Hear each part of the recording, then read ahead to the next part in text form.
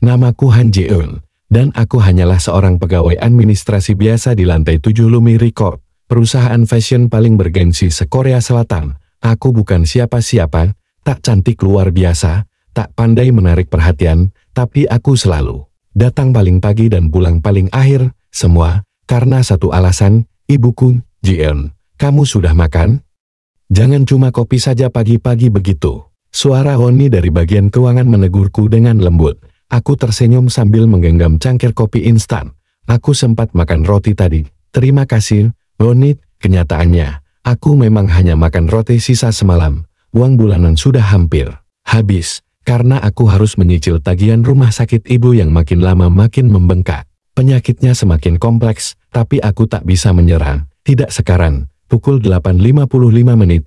5 menit lagi sebelum rapat mingguan dimulai, semua orang sibuk membereskan meja, membuka file, dan mengecek ulang presentasi mereka. Aku sudah terbiasa jadi penjaga printer, karena semua orang datang padaku untuk minta print dadakan. Tapi aku tak keberatan, selama pekerjaanku rapi, aku masih bisa bertahan di sini. Hari itu, suasana kantor agak berbeda. Seluruh manajer diminta berkumpul di lantai 20, ruang rapat utama. Aku tahu artinya, wakil direktur akan turun tangan langsung, Cha Min-woo.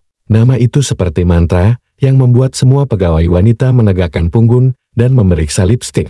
Aku sendiri belum pernah bicara langsung dengannya. Aku hanya pernah melihatnya lewat kaca lift tinggi, tenang, dingin, dan selalu mengenakan jas warna hitam arang. Saat makan siang, aku turun ke kafetaria, seperti biasa, memilih menu hemat, sup tahu dan nasi putih. Tak ada yang duduk denganku. Bukan karena aku dijauhi, tapi karena semua orang punya kelompoknya sendiri. Aku terbiasa sendiri. Sudah dari SMN sepulang kerja, aku langsung naik bus menuju rumah sakit tempat ibu dirawat. Aku membeli buah potong di stasiun bus sebagai oleh-oleh. Saat aku masuk kamar, ibu sedang menonton sinetron pagi yang diputar ulang. Ji-eun, kamu pasti capek ya, ucapnya sambil mencoba bangun. Aku buru-buru menghampirinya dan membetulkan bantal. Tidak kok, tadi kerjaan santai. Padahal sebenarnya aku hampir menangis saat diminta menyusun ulang laporan satu divisi karena data salah input. Tapi aku tak mau ibu tahu. Bukan sekarang.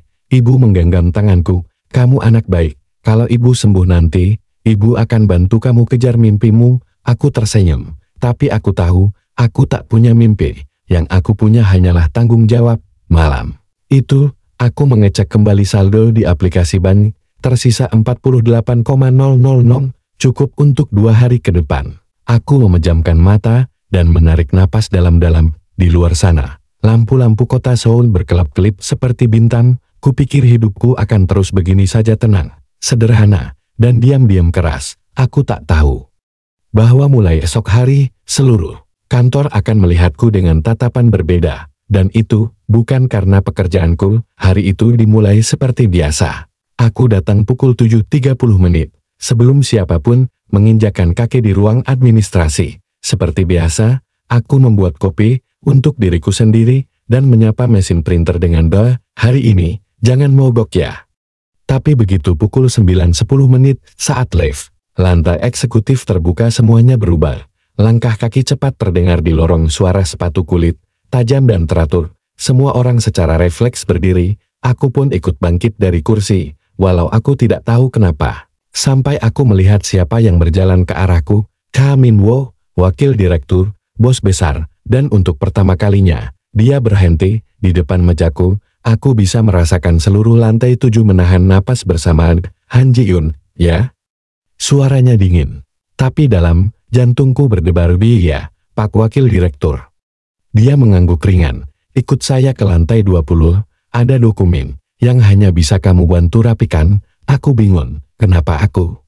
Aku hanya pegawai biasa, tapi sebelum sempat bertanya, dia sudah berbalik arah. Sekretarisnya memberi isyarat padaku untuk mengikuti. Aku merasa seperti terseret pusaran tanpa bisa melawan. Di lantai 20, aku dibawa ke ruang kerja pribadi Cha Min-woo. Ruangannya lapang, minimalis, dan sangat sunyi. Hanya ada satu meja, satu kursi, dan rak buku hitam tinggi menjulang. Dia duduk di balik mejanya dan mendorong satu map coklat ke arahku. Data kontrak ini kacau. Laporan vendor dan supplier tercampur. Bisa kamu atur ulang? Aku menatap isinya dan terkejut. Ini bukan bidangku, tapi aku bisa. Aku pernah menangani laporan serupa di tahun pertama kerja. Meski gugup, aku mengangguk. Beri saya waktu 2 jam, Pak. Untuk sesaat, aku melihat sudut bibirnya sedikit naik. Hampir tak terlihat. 2 jam kemudian, aku menyerahkan kembali berkas yang sudah kuatur ulang. Tak ada komentar darinya, tapi tatapannya sedikit berbeda, seolah menilai. Sebelum aku keluar ruangan, dia bicara, besok datang jam 7, akan lanjutkan bagian kedua. Aku mengangguk, bingung dan gugup. Baik, Pak. Begitu aku kembali ke lantai 7, suasana kantor berubah. Mata-mata yang sebelumnya tak pernah memperhatikanku, kini menatap penuh rasa ingin tahu, bahkan curiga. Ji-eun, kamu ke atas tadi ya? Sama Pak Minwo? Duh, kamu hebat banget sih, bisa kerja langsung sama wakil direktur. Wow, atau jangan-jangan, telingaku panas. Aku tahu maksud kalimat yang tak selesai itu, tapi aku pura-pura tak dengar. Yang penting, aku bekerja jujur. Aku membantu karena diminta, tapi hari itu, aku tidak bisa fokus bekerja. Karena saat aku membuka laci mejaku untuk mengambil stabilo, aku menemukan sebuah amplop merah muda di dalamnya. Isinya hanya satu kalimat. Berhenti sok suci, Jian. Semua orang tahu kamu bukan naik karena kemampuan. Tanganku gemetar, dan untuk pertama kalinya, aku menyadari, yang berat bukan pekerjaan baruku tapi omongan mereka. 3 hari sejak pertama kali aku masuk ke ruangan Cha Minwo, dan kini semua tatapan di kantor terasa menyayat, diam-diam menusuk, seolah aku bukan lagi rekan kerja, tapi tokoh utama dalam drama murahan yang tak pernah ku tanda tangani kontraknya. Setiap aku melangkah ke pantry, obrolan langsung terputus. Mereka pura-pura menunduk, sibuk menggenggam cangkir kopi yang tak benar-benar mereka minum, dan kalaupun ada yang bicara, nada mereka berubah, terlalu manis, terlalu datar dan jelas sekali palsu. Aku kira dia anak baik. Ternyata semua bisa dibeli. Kalau tahu caranya, baru 2 kali masuk ruangan direktur, langsung pakai lipstik merah aja sekarang. Dan aku hanya bisa diam. Yang paling menyakitkan bukan kata-kata itu, tapi sikap mereka yang dulu memeluk hangat, kini berlalu begitu dingin. Hari Jumat, kami semua dikumpulkan di aula kantor untuk rapat bulanan. Biasanya aku duduk di barisan tengah bersama tim administrasi, tapi kali ini, kursiku sudah ditempati. Saat kutanya dengan pelan, kolega yang dulu bersahabat hanya menatapku sambil berkata, "Oi, kamu kan sekarang anak lantai 20, harusnya duduk." Sama yang di depan, beberapa orang tertawa pelan, entah karena menganggap itu lucu, atau karena menyukai rasa sakit yang perlahan mereka tanamkan. Aku mundur selangkah, lalu melangkah ke belakang, duduk sendirian di pojok aula. Mungkin di sanalah tempatku sekarang. Setelah rapat, Cha Minwo lewat tepat di belakangku. Aku refleks menunduk dan hendak pergi lebih dulu, tapi tiba-tiba Han Ji-eun panggilnya. Suaranya tenan, tapi memancing gelombang di aula yang semula sunyi. Semua kepala menoleh ke arahku, semua mata kembali menilai, beberapa bahkan tersenyum. "Sinis, apa kamu sempat tinjau ulang laporan vendor kemarin?" "Saya butuh pendapatmu," ucapnya santai. Aku kaku, beberapa detik baru bisa menjawab, "Iya, Pak, sudah saya buat catatannya." "Bagus, bawa ke ruangan saya nanti jam 4, katanya. Kemudian pergi begitu saja. Begitu mudahnya dia bicara, tanpa tahu, kata-katanya barusan menghancurkan sisa kepercayaan yang kumiliki dari rekan-rekanku. Jam istirahat, aku makan di rooftop, sendiri, di sana lebih tenang. Tak ada bisik-bisik, tak ada lirikan menyakitkan. Tapi ternyata, bahkan di atas langit pun gosip bisa terbang lebih tinggi. Aku baru saja membuka bekal sederhana yang kubawa nasi, telur dadar, dan sisa sayur semalam ketika 3 karyawan perempuan masuk sambil tertawa kecil. Dia di sini," bisik salah satunya. "Aku kira anak simpanan makanannya Fancy," jawab yang lain sambil terkikik. Aku menggenggam sumpitku tapi tak berkata apa-apa, biarkan mereka puas. Aku tak punya waktu untuk menjelaskan bahwa aku makan seadanya bukan karena sok merakyat tapi karena aku masih harus menyicil utang rumah sakit ibu. Saat mereka keluar, satu dari mereka menjatuhkan bungkus tisu ke bekalku, dan di sana tertulis dengan spidol, "Harga diri, 50.000 won. Murah ya." Aku pulang sore itu dengan langkah lunglai, hanya ingin menangis sepuasnya di kamar. Tapi begitu sampai rumah, aku melihat ibu duduk di ruang tengah, Sambil memandangi nota tagihan dari rumah sakit, matanya sembab, namun tetap tersenyum. Saat melihatku, maaf ya, Jian. Ibu janji nanti, kalau sudah sehat, ibu juga bantu kerja lagi, jangan terlalu capek di kantor. Ya, hatiku hancur. Aku menarik napas panjang dan menghapus air mata yang hampir jatuh.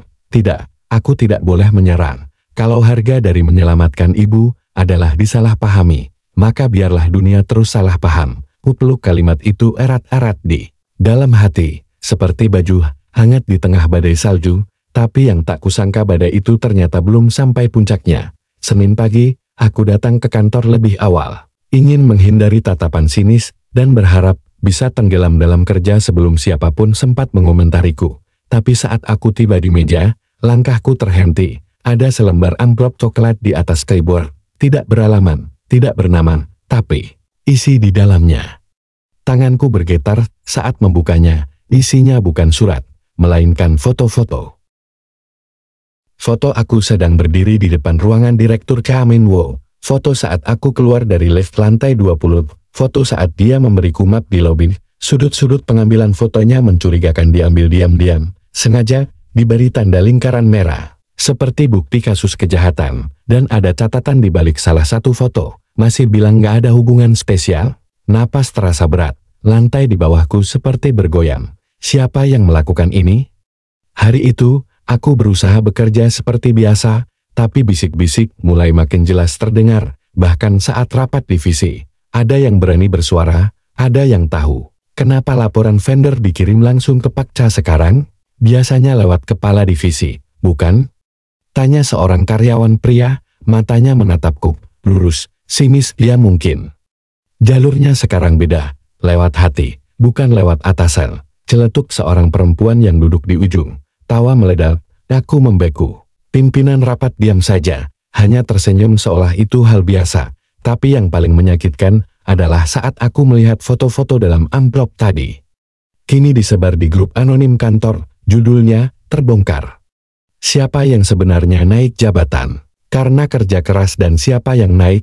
Karena dekat dengan bos. Wajahku terpampang, namaku disebut-sebut, ditambah dengan komentar menjijikkan yang kubaca sambil menggigit bibir sendiri, agar tak menangis. Sepulang kerja, aku tak langsung pulang, aku berdiri di halte lama sekali, memandangi lampu kota yang berkedip seperti dunia ikut mengejakku. Kupikir, mungkin aku bisa berhenti, keluar saja dari kantor, cari pekerjaan lain, tapi lalu aku ingat, tagihan rumah sakit ibu, utang sewa, biaya terapi. Aku menggenggam ponsel, menatap lama foto profilku yang kini juga jadi bahan meme di kolom komentar grup anonim. Lalu, pesan masuk dari nomor tak dikenal. Kalau kamu bisa jadi milik Pak Cha, mungkin bisa jadi milikku juga. Harga kamu berapa? Tubuhku gemetar. Fitnah ini bukan sekadar gosip kantor lagi. Ini sudah melukai martabatku, mengancam keamananku. Aku tak bisa diam esoknya. Aku naik ke lantai 20. Berdiri di depan ruangan Direktur Cha Min-woo. Kali ini, bukan untuk laporan, tapi untuk berkata, Pak, saya ingin bicara, bukan soal pekerjaan, tapi soal keselamatan saya. Direktur Cha Min-woo mendongak dari tumpukan berkas, mata tajamnya menatapku sejenak, lalu mengangguk. Masuklah, Nona. Jian, pintu tertutup di belakangku, seketika membuat ruangan itu terasa seperti kotak rahasia tenan, tapi penuh tekanan. Aku duduk dengan punggung tegak, menahan gemetar yang hampir tak tertahan. Foto saya disebar, tuduhan bermunculan. Bahkan ada pesan pelecehan ke ponsel saya, kataku langsung, tanpa basa-basi. Wajah Direktur Min-woo berubah dingin. Tunjukkan fotonya, juga pesan yang kudapat semalam. Dia membaca dengan rahang mengeras. Saya tidak bisa. Dian, Pak, ini bukan hanya gosip, ini pelecehan, fitnah, ancaman. Suaraku nyaris pecah. Ia terdiam cukup lama, lalu berkata pelan, aku tahu ini akan terjadi, aku terpaku. Maksud Bapak sudah tahu sebelumnya? Setelah aku beri kamu akses langsung ke laporan vendor, aku tahu akan ada reaksi, tapi aku tak sangka secepat ini.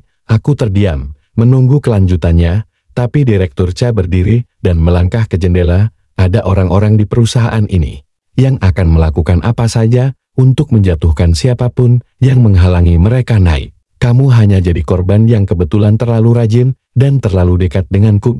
Siapa mereka? Tanyaku, tak bisa menahan diri. Dia menoleh, matanya tajam. Jika aku jawab, kamu dalam bahaya lebih besar. Tapi saya sudah dalam bahaya. Seruku, suasana hening. Akhirnya, dia berjalan ke mejanya dan menyerahkan sebuah flash disk kecil. Ini bukan buktinya, tapi petunjuk. Simpan baik-baik, dan jangan pernah buka di jaringan kantor. Kalau kamu ingin tahu siapa dalangnya, mulai dari sini. Tapi ingat, Ji-eun. Semakin kamu tahu, semakin kamu akan dibungkam. Hatiku mencelos, tapi aku mengambilnya. Juga, karena untuk pertama kalinya dalam hidupku, aku sadar, diam hanya membuat mereka semakin berani. Malam itu, di kamar sewa yang sempit, aku memandangi flash disk itu lama sekali. Jari-jariku berkeringat. Aku tahu sekali begitu aku menancapkan ini ke laptop, hidupku tak akan pernah sama. Tapi aku juga tahu, kalau aku tak melawan sekarang, aku akan terus diinjak. Dengan jantung berdebar, aku membuka isinya folder pertama. Bernama Divisi D, kontrak gelap. Folder kedua, proyek bayangan laporan tak tercatat. Dan yang ketiga, saksi yang menghilang. Semua ini bukan hanya tentang aku lagi, tapi tentang sesuatu yang jauh lebih besar. Mataku menatap layar, lalu menatap refleksi wajahku di jendela. Aku bukan siapa-siapa, tapi mulai malam ini, aku akan jadi seseorang yang membuat mereka takut. Tanganku gemetar saat mengklik folder pertama, Divisi D, kontrak gelap. File demi file terbuka seperti lembaran luka yang selama ini tersembunyi. Ada laporan pembelian dengan nilai yang melonjak 5 kali lipat, proyek fiktif, tanda tangan digital yang tampak seperti palsu, dan nama-nama yang tertulis di dalamnya. Aku menahan napas saat nama Kepala Divisi Keuangan, Bapak Jung Woo-sik, muncul dalam dokumen pengadaan yang diduga markup. Ia terkenal kalem, murah senyum, dan selalu tampak netral dalam segala urusan kantor. Tapi di sini, jejaknya begitu jelas. Bahkan, lebih mengejutkan lagi, aku melihat satu memo pendek berisi catatan yang ditulis tangan. Usahakan Ji-eun segera dipindahkan dari proyek. Terlalu banyak bertanya. Tanganku refleks menutup laptop. Kepalaku pening. Jadi, mereka memang sudah mengincarku. Bahkan sebelum fitnah itu meledak, kupandangi flash disk itu. Aku tahu aku tidak bisa menyelidiki ini sendirian, tapi kepada siapa aku bisa percaya? Direktur Cha. Dia memberiku ini, tapi bahkan dia sendiri tampak terlalu berhati-hati. Teman dekat. Aku tak punya siapapun yang cukup dekat, tapi ada satu. Nama Yo Ohivenmi.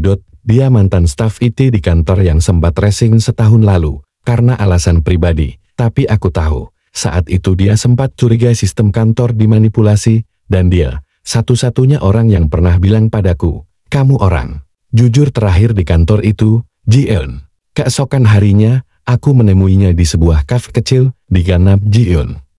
Tanyanya kaget. Rambutnya sekarang pendek, dan ia tampak lebih tenang. Tapi matanya masih sama tajamnya. Aku butuh bantuanmu. Tanpa banyak basa-basi, aku menunjukkan flash disk itu. Yomi membukanya dengan laptop miliknya yang penuh sistem proteksi. Matanya membesar saat membaca beberapa file. Aku tahu ini bukan cuma gosip kantor, katanya ini lebih dalam dari yang aku bayangkan. Bisa bantu aku buka sisanya? Tanyaku. Ia mengangguk. Tapi kamu harus siap. Begitu kita telusuri ini, kamu akan masuk ke sistem yang sudah mereka jaga bertahun-tahun, dan mereka tidak akan tinggal diam. Aku mengangguk. Disinilah semuanya dimulai. Malam itu, di apartemen kecil Yomi, kami mulai menyusuri jejak digital yang tertinggal, dari satu kontrak fiktif ke pembayaran ganjil, dari satu tanda tangan ke email misterius, dan perlahan, satu pola mulai terlihat.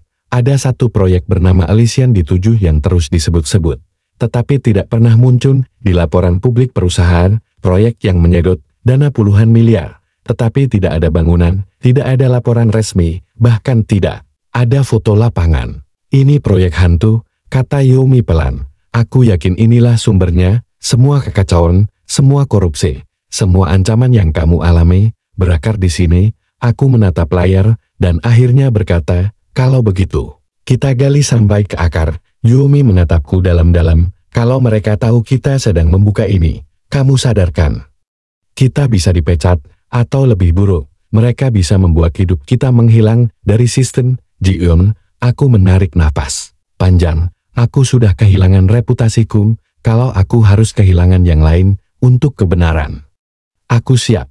Malam itu, Kami bekerja seperti detektif bayangan. Yomi menyusup ke sistem dalam perusahaan lewat koneksi yang ia bangun sendiri. Saat masih bekerja dulu. Sementara aku mempelajari dokumen-dokumen dengan teliti, mencoba mencari satu pola, satu kesalahan kecil yang bisa membuka segalanya, dan akhirnya, kami menemukannya. Sebuah folder tersembunyi, bernama Elysian dituju bagi X Untitled, butuh lebih dari 10 menit bagi Yomi, untuk membobol lapis proteksi terenkripsi. Tapi saat folder itu terbuka, kami nyaris tak bisa bernapas. Filenya hanyalah satu rekaman pendek, berdurasi tak sampai 3 menit, layar hitam suara denting gelas, lalu percakapan kontrak fiktif tahap 4 sudah cair.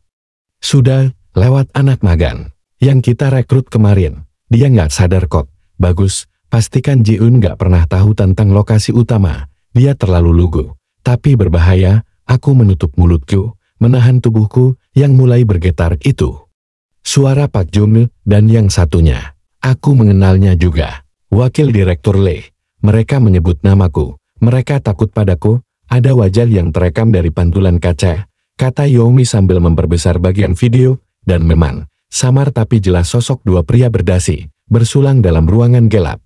Dengan latar belakang peta yang ditutupi sebagian kain hitam, Yomi langsung berkata, kita harus backup semua ini. Kalau bisa kirim keluar sebelum mereka tahu. Tapi saat kami akan mengunggah file ke drive luar, koneksi kami tiba-tiba mati, semua lampu di apartemen Yomi berkedip, laptop mati, dan hanya satu pesan muncul di layar, access traced stop.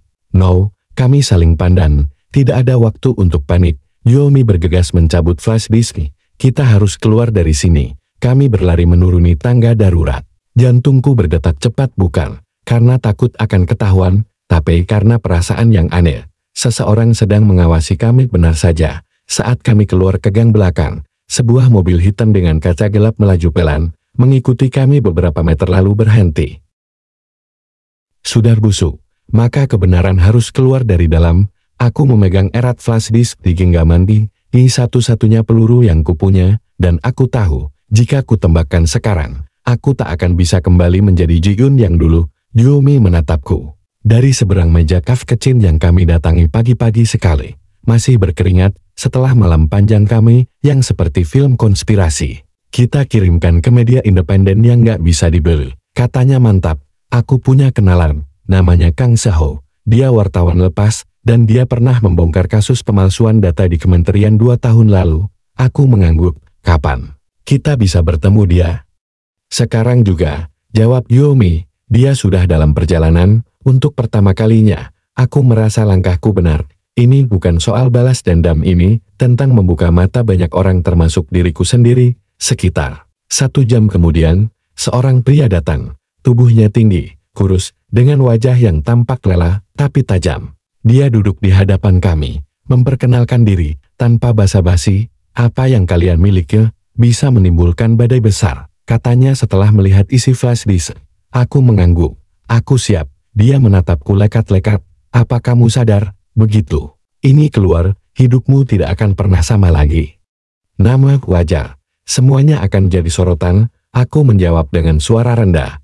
Tapi mantap, aku lebih takut hidup dalam kepalsuannya. Seho tersenyum tipis, lalu memasukkan flash disk ke laptopnya. Tapi saat ia membuka file itu, layar laptopnya malah menampilkan pesan aneh. Device unauthorized, self-erasing. Aku dan Yomi panik. Apa maksudnya?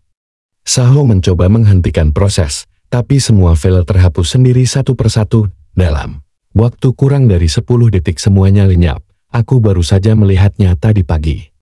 Seruku panik, itu nggak mungkin. Yomi membeku, matanya menatap kosong. Kita di-trace, mereka tanam malware waktu koneksi kita mati semalam. Aku merasa kakiku lemas, jadi kita nggak punya apa-apa lagi. Tapi sebelum ada yang sempat bicara, tiba-tiba handphone Yomi berbunyi. Satu pesan masuk dari nomor tak dikenal.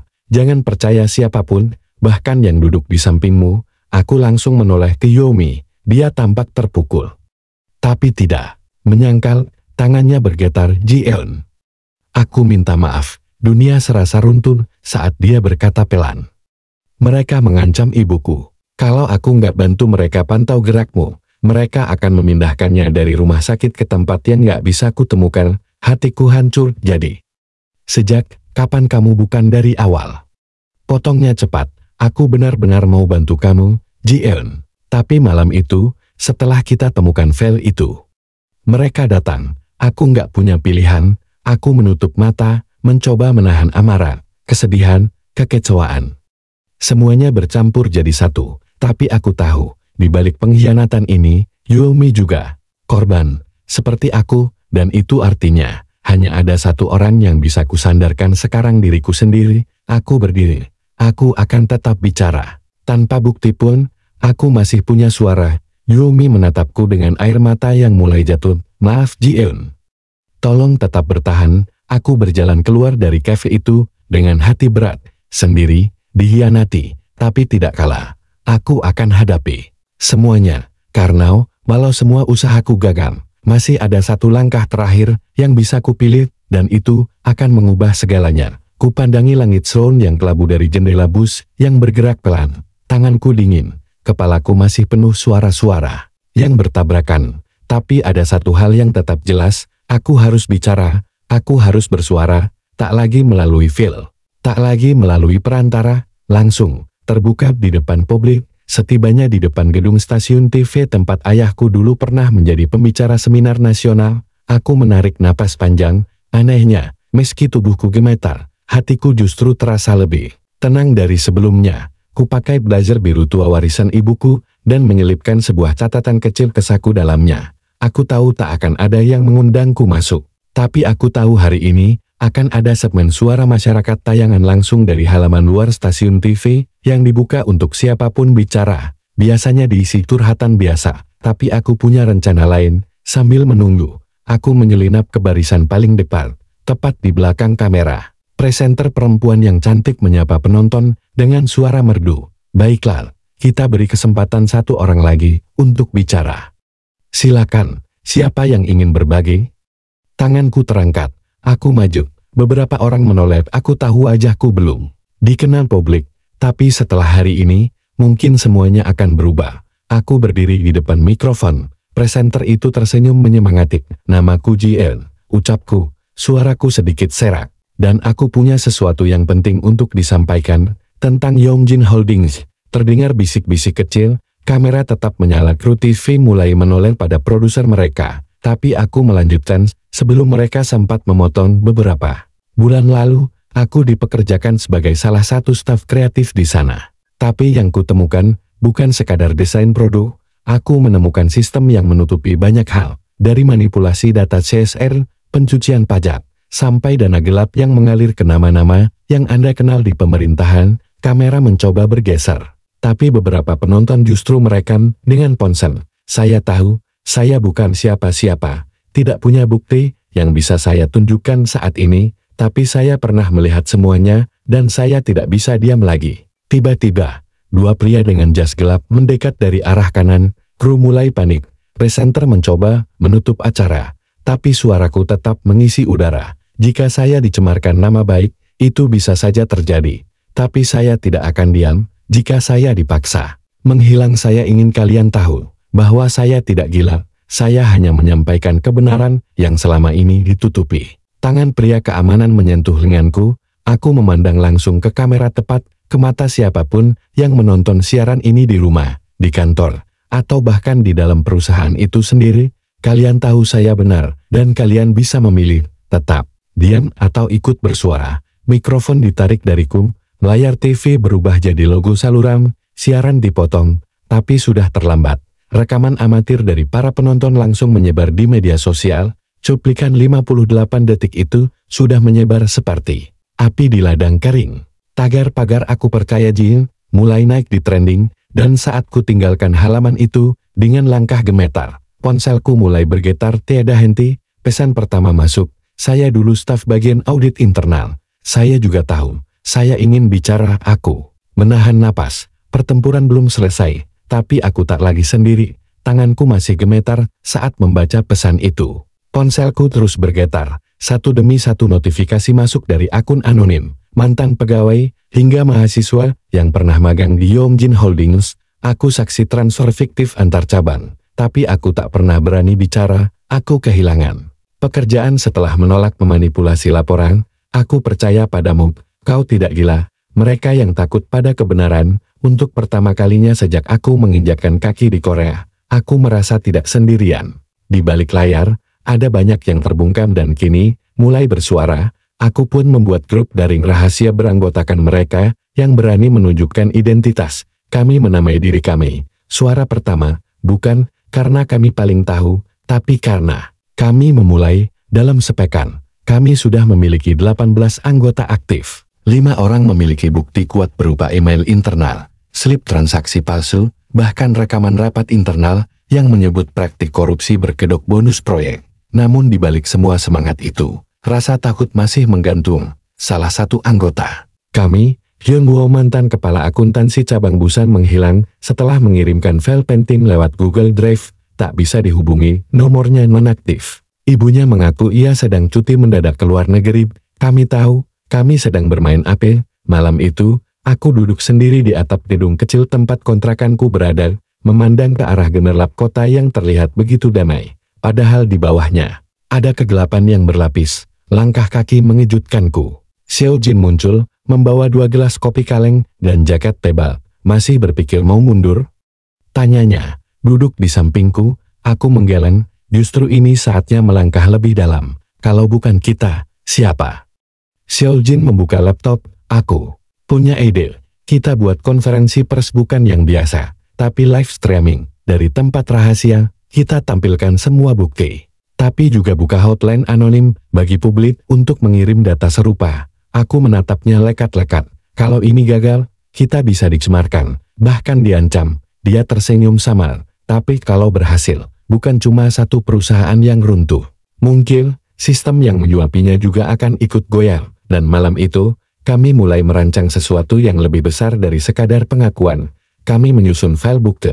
Kami merekrut tim keamanan siber. Kami hubungi jurnalis-jurnalis idealis yang masih berani menulis meski ditekan. Semua berlangsung dalam senyap, tapi napas kami sama, ingin kebenaran muncul, dan orang-orang berani percaya bahwa suara kecil pun bisa mengguncang dunia. Saat live streaming kami dimulai 3 hari kemudian, jumlah penonton langsung menembus 200.000 orang hanya dalam 10 menit, dan ketika rekaman Hyun Woo diputar, di mana terdengar seorang petinggi Yongjin berkata, kita bungkam saja yang tahu. Bayarannya kecil, tapi bisa diam seumur hidup. Komentar netizen meledak. Tagar-pagar tumbang Yongjin mendunia. Aku menatap kamera, kami tak lagi sendiri, sekarang kamu juga bisa memilih. Diam, atau ikut menyuarakan kebenaran. Kalimat itu belum selesai bergema di ruang virtual, ketika notifikasi emailku mulai membanjir. Sebagian besar berisi dukungan, tapi sebagian lain adalah serangan. Kau cuma pencari sensasi, bohong. Dia dipecat karena mencuri data perusahaan, skandal murahan demi jadi terkenal. Siapa yang membayarmu? Aku tak sempat menanggapin. Seo Jin berlari dari ruang depan ke arahku. Wajahnya tegang. Mereka menyerang server kita. Ada serangan di DOS besar-besaran. Situs hampir lumpuh. Di layar live stream kami mulai patah-patah, penonton turun drastis. Aku menoleh ke teknisi IT sukar lawan kami. Hai ini, dia mengangguk pelan. Aku bisa stabilkan sementara. Tapi mereka serius. Beberapa jam kemudian, lebih buruk lagi. Namaku jadi headline di media-media besar, dengan narasi yang anehnya seragam. Mantan pegawai tak stabil tuduh perusahaan tanpa bukti kuat. Bahkan akun media sosialku dibajak. Semua foto lama diposting ulang dengan caption menyudutkan. Foto masa remajaku yang tampak murung ditulis seolah aku pernah menjalani perawatan kejiwaan. Padahal itu hoax. Yang paling menyakitkan, ibuku di kampung halaman ditelepon oleh seseorang yang mengaku dari pengadilan. Mereka bilang aku akan ditangkap atas tuduhan pencemaran nama baik dan penyebaran dokumen ilegal. Ibu menangis saat meneleponku. Jian, kamu benar kan, sayang? Ini bukan salahmu. Suara beliau membuat dadaku sesak. Aku menguatkan diri, meski bibirku bergetar. Aku nggak salah, Woma, tapi orang jahat memang suka menakuti orang baik. Kumohon, percayalah padaku. Namun, saat kututup telepon, air mataku tak bisa dibendung. Aku menang bukan karena kuat tapi karena aku menolak untuk menyerang. Seo Jin datang membawakan jaket dan semangkuk bubur instan. Dia melihat mataku yang sembab, tapi tak berkata apa-apa. Hanya duduk di sebelahku, memberi keheningan yang hangat. Aku sudah tahu serangan ini akan datang, bisikku. Tapi rasanya tetap menghantam. Seo Jin menghela napas. Inilah harga dari kebenaran. Tapi kau tak harus menanggung semuanya sendirian. Dia membuka email dan memperlihatkan pesan baru dari seorang whistleblower yang menggunakan nama samaran. No, isi pesannya. Saya bekerja di bagian keuangan pusat. Jika kalian tak gentar, saya bersedia memberikan data lengkap. Tapi hanya jika kalian bertahan 1 minggu lagi. Setelah itu, aku tak tahu apakah aku masih aman. Hatiku berdebar. 1 minggu, satu kebenaran besar menunggu. Tapi, bisakah aku bertahan selama itu? 1 minggu, 7 hari yang terasa seperti berdiri di tepi jurang. Sementara angin kencang terus mencoba menjatuhkanku. Aku tak tidur semalaman. Pikiran berkecamuk. Setiap kata dalam email dari Noh kuputar ulang di kepalaku. Jika kalian tak gentar, saya bersedia memberikan data lengkap. Setelah itu, aku tak tahu apakah aku masih aman. Satu kebenaran besar dan harga yang harus dibayar bisa jadi nyawa, bukan hanya milikku, tapi milik semua yang kini berdiri di sisiku. Di pagi hari, aku mengadakan pertemuan darurat dengan tim kecil kami, Seo Jin, Hae, dan 2 relawan baru yang bergabung setelah video kami viral. Min Kyu, mantan wartawan investigasi, dan Subin, ahli enkripsi data. Jika kita teruskan, ucapku pelan, kita harus siap menghadapi bukan hanya serangan online, tapi juga ancaman fisik, tekanan hukum, bahkan kemungkinan dibungkam secara sistematis. Hening, Min Kyu bersandar, menatapku tajam. Aku pernah kehilangan pekerjaanku karena mengangkat skandal yang lebih kecil dari ini. Tapi, kalau kau maju, Jian, aku ikut. Hain mengangguk. Aku tak bisa kembali ke hidup biasa. Setelah tahu ini semua, kita harus selesaikan, Seo Jin. Dia tak berkata apa-apa, hanya menggenggam tanganku kuat. Tegur, jawabannya jelas. Maka kami mulai menyusun strategi. Kami membuat sistem keamanan berlapis. Kami sebar backup data ke beberapa lokasi. Kami aktifkan jaringan whistleblower internasional. Setiap langkah kami dicatat dan dilindungi oleh sistem blockchain. Hari demi hari berlalu. Hari keempat, seseorang mengikuti Seo Jin sampai ke apartemen. Hari kelima, salah satu relawan kami dipanggil oleh polisi tanpa surat resmi. Hari keenam, ibuku kembali menerima panggilan misterius. Kali ini, mereka menyebutkan alamat rumah kami secara lengkap. Ancaman itu nyata di tengah semua itu. Email dari Noh datang lagi. Besok jam 2 siang, di halte Sungyunro, saya akan pakai jaket biru tua. Waktu kita singkat, jantungku seperti dipukul.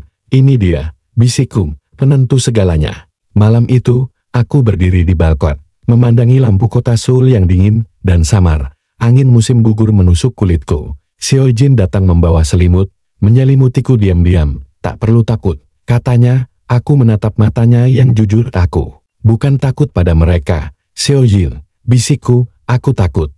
Saat ini adalah terakhir kalinya aku bisa merasa utuh. Karena besok, semua ini bisa berubah selamanya. Dia menarikku dalam pelukannya. Besok kita akan ke sana bersama, dan setelah itu apapun yang terjadi, aku tetap di sini. Tanganku gemetar saat menggenggam jemarinya. Esok hari, jam 2 siang, di halte Sungyunro. Hidupku mungkin tak akan pernah sama lagi. Dan sekarang, aku berdiri di sana. Angin menusuk, lebih dingin dari biasanya. Jaketku terasa terlalu tipis, dan waktu terasa berjalan lambat, seolah seluruh kota ikut menahan napas bersamaku. Seo Jin berdiri tak jauh dariku, berpura-pura melihat ponsel. Hain duduk di bangku halte dengan headset menyamar, dan Min Kyu berada di seberang jalan dengan kamera tersembunyi. Kami sudah menyiapkan semuanya, tapi tetap saja, dadaku sesak. Lalu aku melihatnya, seorang pria kurus dengan jaket biru tua dan ransel hitam. Wajahnya pucat, matanya gelisah. Ia berjalan cepat, sekali-sekali menoleh ke belakang. Aku maju setengah langkah. Noah? Dia mengangguk, suaranya nyaris tak terdengar. Cepat, kita tak punya banyak waktu. Kami duduk berdampingan di halte. Tangannya gemetar saat mengeluarkan flash disk kecil dari dalam jaketnya, dibungkus tisu. Semua ada di sini, bisiknya. Rekaman rapat rahasia, daftar transfer dana ke rekening fiktif, bukti manipulasi laporan pengawasan, nama-namanya, semua ada. Aku ingin bertanya lebih jauh, tapi dia mencengkeram tanganku dengan cemas. Aku harus pergi sekarang. Mereka mungkin sudah tahu aku bokor. Jangan kontak aku lagi. Simpan ini di tempat yang sangat aman, Noah. Tunggu, tapi dia sudah berdiri 1 detik kemudian. Dia berlari menyeberang jalan dan menghilang. Di keramaian, aku mematung, menggenggam flash disk kecil itu seolah itu adalah kunci hidup dan matiku. Xiao Jin segera mendekat. Kita harus pergi sekarang. Jangan buka di sini. Kami naik mobil dan melaju ke tempat aman yang telah kami siapkan sejak awal. Sebuah ruang kerja di gedung tua milik Min Qiu, tersembunyi di balik toko buku bekas. Di sana, Su Bin sudah menunggu. Dengan laptop offline dan sistem pengamanan tingkat tinggi, dengan jari bergetar, aku memasukkan flash disk ke laptop. Layar menyalan, file demi file terbuka, rekaman video, dokumen PDF, laporan audit palsu, percakapan audio, lalu sebuah folder. Bertuliskan, urgent top level involvement. Kami saling berpandangan. Dengan napas tertahan, aku mengklik folder itu, dan di sana sebuah video gemetar. Aku memutarnya, terdengar suara seseorang. Lalu wajahnya muncul, aku membeku. Hai In menutup mulutnya. Xiao Jin menegan wajah dalam video itu. Adalah ayah Xiao Jin. Jantungku seperti berhenti berdetak. Waktu seakan membeku di ruang kecil yang pengap itu. Video berdurasi 8 menit itu berisi rekaman rapat rahasia yang dilakukan 6 tahun lalu, rapat yang menentukan pembongkaran paksa kawasan kecil tempat ibuku dan puluhan keluarga lainnya tinggal demi pembangunan proyek mewah perusahaan milik ayah Xiao Jin. Dan di akhir video, terdengar dengan jelas suara bariton pria itu berkata, tak usah pikirkan kompensasi, mereka hanya warga tanpa hak resmi. Kita bersihkan saja semua sebelum media tahu. Tanganku gemetar. Flashback kenangan masa kecil kembali menyesakkan dada. Hari saat rumah kami diratakan, saat ibuku jatuh sakit karena stres, dan aku harus putus sekolah. Xiao Jin berdiri terpaku, tak percaya itu tidak mungkin. Ayahku, dia bilang proyek itu sudah melalui proses hukum. Xiao Jin, suaraku pelan, bergetar. Video ini bukan rekayasa, semua ada di sini, jejak transfer, dokumen manipulasi, dan tanda tangan ayahmu. Dia mundur beberapa langkah, wajahnya pucat. Kenapa harus ayahku? Kenapa harus kamu yang menemukan ini, Ji-eun? Aku ingin menjawab, tapi rasanya tak ada kalimat yang cukup ringan untuk tidak melukai. Di satu sisi, ada cinta yang tumbuh di antara kami. Di sisi lain, ada luka lama yang akhirnya menemukan pelakunya. Kami duduk dalam diam lama, hanya suara kipas tua di pojok ruangan yang berputar lambat. Lalu Hein angkat bicara. Kita bisa menyerahkan ini ke media investigasi, tapi Ji-eun, ini akan menghancurkan keluarganya. Xiao Jin menatapku, mata yang dulu penuh kehangatan, kini berisi keraguan dan ketakutan. Kau akan tetap melakukannya. Aku menarik napas dalam-dalam. Aku datang ke Korea untuk mengejar cinta, tapi ternyata takdir memberiku hal yang lebih besar dari itu. Kebenaran. Air mata menetes pelan di pipiku. Aku tidak ingin membalas dendam. Aku hanya ingin semua orang tahu bahwa kami dulu bukan orang yang tak punya suara, bahwa ibuku dan semua ibu lain di pemukiman itu pernah berjuang untuk hidup mereka, dan suara itu harus ada yang menyampaikan. Xiao Jin menangis dalam diam. Apa artinya ini buat kita? Aku menggenggam tangannya. Aku tak tahu, mungkin ini akhir, atau mungkin ini awal dari sesuatu yang lebih jujur. 2 minggu kemudian rekaman itu akhirnya dipublikasikan oleh lembaga media independen. Reaksi masyarakat mengejutkan, ada kemarahan, tangisan, aksi damai, dan penyelidikan resmi dibuka kembali. Perusahaan ayah Xiao Jin menghadapi tuntutan, dan banyak pejabat ikut terseret di Xiao Jin. Ia mundur dari posisi di perusahaan dan memutuskan untuk pergi ke luar negeri. Dalam surat terakhir yang dikirimkan padaku, ia menulis, aku akan memperbaiki segalanya, mulai dari ayahku, sampai diriku sendiri. Kalau nanti kau memaafkan, dan takdir masih mengizinkan, aku ingin kita bertemu lagi, dengan lebih jujur, dengan lebih kuat. Epilog hari ini, aku berdiri di depan pusat komunitas baru, yang dibangun di bekas pemukiman kami dulu. Sebuah plakat kecil tertulis di dinding, untuk semua suara yang sempat hilang, tapi tak pernah padam. Aku tersenyum kecil, bukan karena semuanya telah selesai, tapi karena akhirnya, aku menemukan kembali diriku yang dulu hilang, dan cinta. Kalau dia kembali suatu hari nanti, aku akan menyambutnya bukan dengan dendam, tapi dengan hati yang sudah pulih.